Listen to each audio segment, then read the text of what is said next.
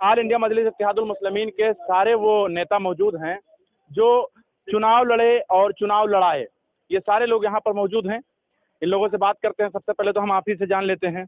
लोग तो नाकामी बता रहे हैं, अब आप क्या बता रहे हैं? नहीं भाई, हम इसको बहुत बड़ी कामयाबी मानते हैं। पूरे प्रदेश में लोग संगठित हुए, लोगों ने पार्टी का साथ दिया और ये चुनावी वो है नतीजा हमारे फेवर में नहीं आया। इससे हमारे विचलित नहीं हो रहे हैं, बल्कि हमको ये महसूस हुआ कि हमारे साथ लोग जुड़े, हमारी रैलियां हर जगह सक्सेस हुई।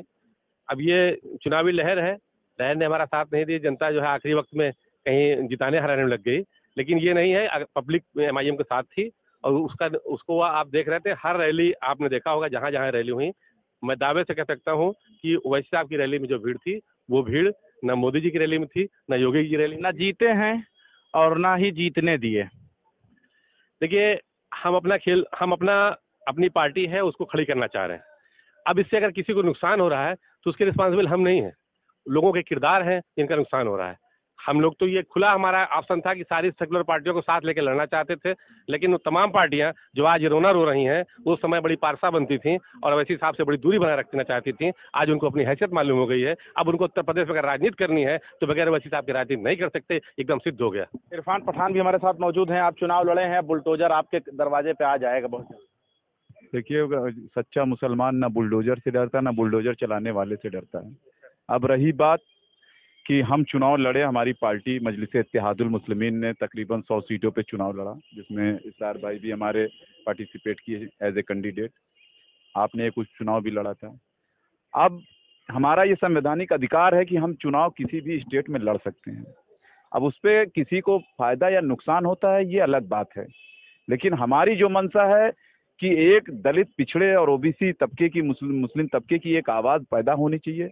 इसी के लिए जो भागीदारी संकल्प मोर्चा बनाया गया है, इसी मोर्चे के अंतर्गत हमने तमाम सीटों पे चुनाव लड़ा। ये अलग बात है। कमी कहाँ पाए आप? कमी कहाँ देख रहे हैं? कमी की जहाँ तक आप बात करेंगे तो बहुत सारी चीज़ें आनन फानन में ऐसी रही कि बहुत सारी चीज़ों पे हमारा संगठन पूरी तरीके से तैयार नहीं था। दूसरी चीज़, मीडिया ने जो एक लहर बनाई कि बीजेपी बनाम समाजवादी पार्टी, इसको लेकर के मुसलमानों के मन में एक संशय बरकरार रही और जिसमें ये समझने के लिए मीडिया ने मुसलमानों को मजबूर कर दिया कि बीजेपी के विकल्प में समाजवादी को वोट करो तो बीजेपी हार जाएगी। जब तक मुसलमान इस चीज़ से दूर नहीं होगा, तब तक मुस्लिम क़यादत, ओबीसी क़यादत या दलित क़यादत खड़ी नहीं होने पाएगी। यही जनाब, एक सवाल है। जब से चुनाव आप हारे हैं, आपके कार्यकर्ता भी आपसे धीरे धीरे दूर होने लगे, यहाँ तक कि जो चुनाव आपके साथ मिलकर लड़े थे वो तो बीएसपी में चले गए। नहीं, ये आपका सवाल मुझसे पर्सनल है या पार्टी की बात कर रहे हैं? पार्टी की बात कर रहे हैं। नहीं, आप ये कैसे कह रहे हैं हमारे कार्यकर्ता दूर हो रहे हैं? आज ये देखिए, आज एक मीटिंग है, कार्यकर्ता मीटिंग है और हमारे यहाँ स्ट्रिक्टली ये कहा गया था कि सिर्फ जिला अध्यक्ष आएंगे। ये भीड़ देख रहे हैं आप? आज उत्तर प्रदेश के कोई ऐसा जिला नहीं है जहाँ एमआईएम का संगठन नहीं है।